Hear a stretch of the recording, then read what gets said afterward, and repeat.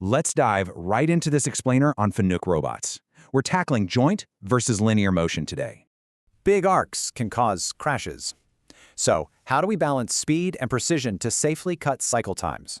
First up, joint motion. The robot moves all necessary axes at once, taking the absolute fastest path.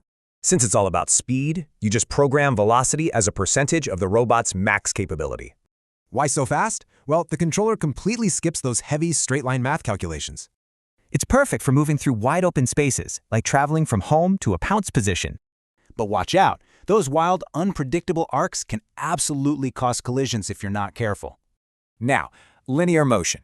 Here, the tool center point moves in a perfectly straight line from A to B.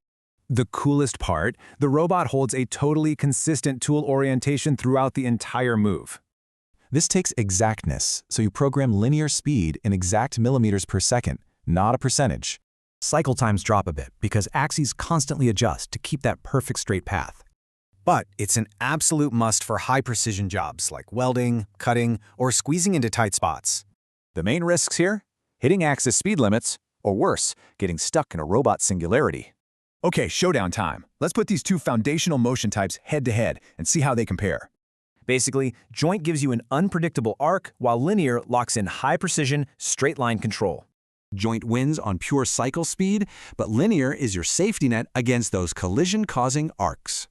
So what's the pro strategy?